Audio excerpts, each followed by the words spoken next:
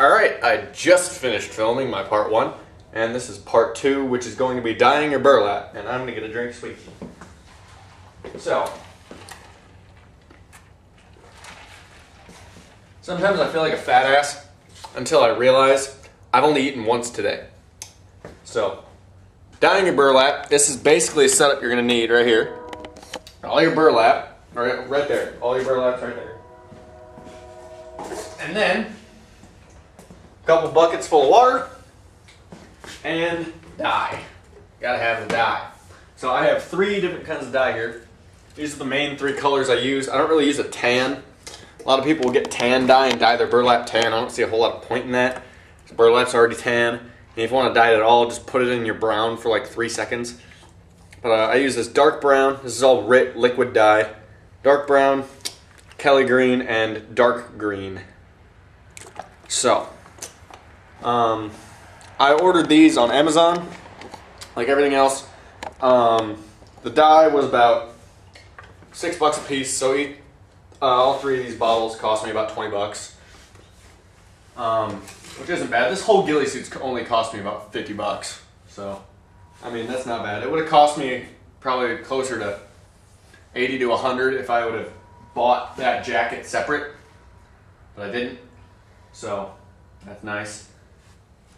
And then, what you're going to need to do, I need to go and get a stir stick, but I'm going to do that now. You need something to stir your burlap with. Something to stir it all. I'm going to grab something to stir it all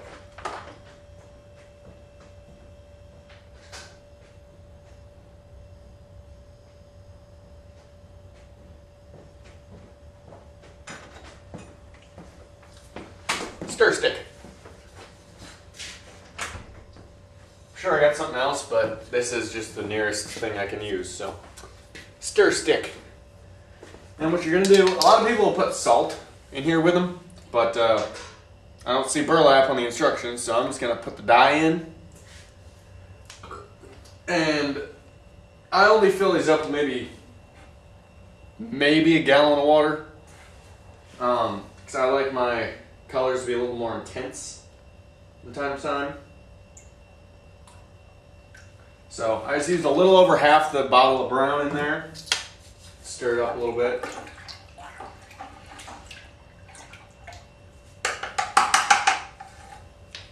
Then you take your green, put that in here. I used about half of this bottle because I got a little bit less water in here. And stir that. Stir this one a little bit more. And take your other green, put a little bit of it in here. Put about half, a little over half. Stir that.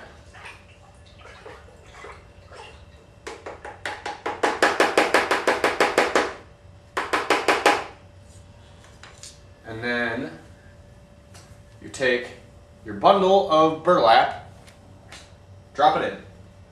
Like so. Drop it in, make sure it is all completely submerged. Stir it around a little bit. And you take some, put it in your other green. Get it all the way down there. Let it, make sure it is all submerged.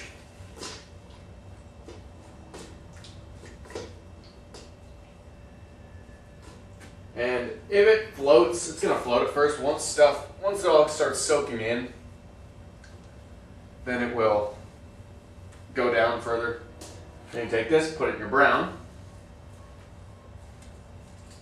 Now, I used to use, they make a cocoa brown in this dye. I used to use some of that. I did it once, but it really only turned the burlap into like a really reddish brown.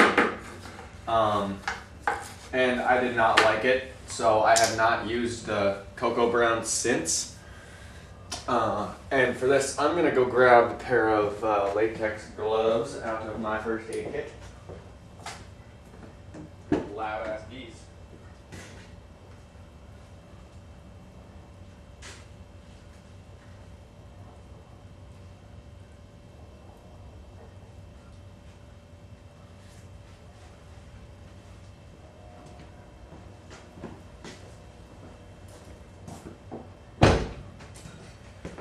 I gotta put a couple more pairs of these in there. And then generally you want something to clean them with, but I don't have another bucket, so I will just have to hose them down at some point. So, but it'll all happen whenever I break it in. So then you just wait for these to soak in. Depends on however long you want, how long you leave it in. Kind of depends on how vibrant you want the colors to be. So what I'll usually do is I'll leave some in for a long time, I'll leave some in for a medium amount of time, and I'll leave some in for a long amount of time, or a short amount of time. And that gives me a good kind of variation in each of the colors. Come on, which way does this go? Come on, motherfucker. Come on, I'm trying to get my camera out of here so I can show you what it looks like. There it is. Take it off the charger. Bring it over here. So then, there's my dark green. There's my Kelly green. And there's my dark brown. So you're going to let that sit for a while. Stir it up every once in a while. But that's what it's going to end up looking like whenever you're doing it. I'm going to put the charger back in here, because I just keep this in the garage now on the charger all the time. Which is probably not great for it, but cheap ass old camera, so. That is how you're dyeing your burlap, and I'll be back in a little bit to show you some of the colors that this batch is coming up with. Then I'll show you the next batch, and then the next batch after that. So, I will see you guys, and they're probably going to be about 2.5 hours between each of these batches, so I will be up till like 2 in the morning again tonight, and then go play Call of Duty Black Ops 2 till like 5 a.m. because I am a deadbeat. So, I will see you guys in a few minutes. Peace out. Alright, I got this dark green out, and this is the color that I was left with. This took a lot less time for it to soak in, this dark green did. That light green and the dark brown are taking a little bit longer. So this is what I was left with out of that dark green. I really like the color. I got another smaller bunch in there right now. And then I also got these strips. I'm going to do this real quick. Hold on.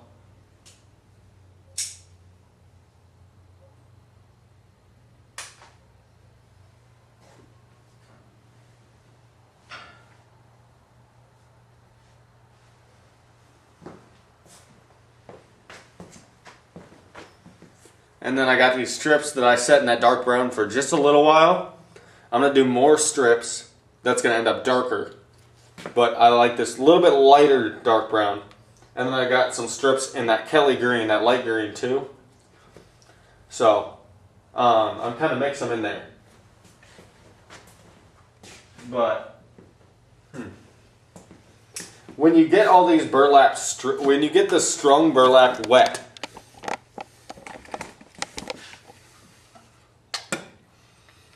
when you get that strung burlap wet, it kind of twists together. So I let it dry like that. It kind of goes into like dreadlocks. I let it dry like that, and then when it dries out completely, I pull it apart, because then it gives it kind of a wavy, unnatural look. And I like that a little bit better. Once it dries out completely, after you break it in, after you wash it and everything, and I usually take about 2 hours, and I go through it and I pull all those dreadlocks apart, every single one, and it ends with this really wavy, bushy pattern. It looks really good, but you gotta wait till it's completely dry, or else it's gonna do it all over again. So, whenever I have that string tied around the middle, I loosen that up a little bit whenever I put them in the dye, just so it completely soaks into the middle too, and you have one solid color that goes all the way through.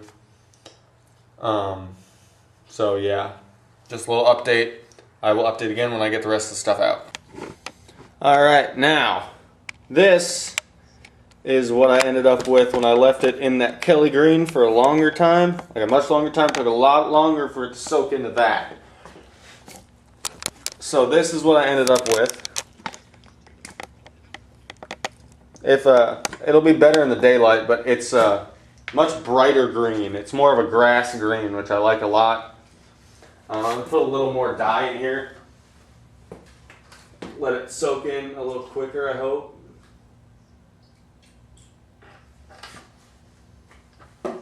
Stir that around a little bit. Hold on.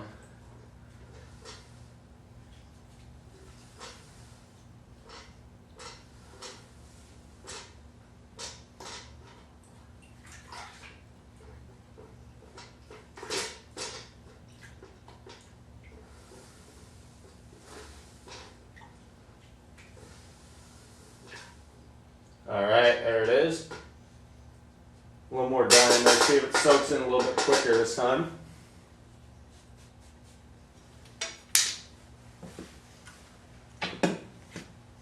But I like that bright green. I'm going to make a bit more of it. I'm going to make quite a bit more of that. I like it a lot. I got a couple lighter browns going in, and I'm going to do a little bit of lighter green, which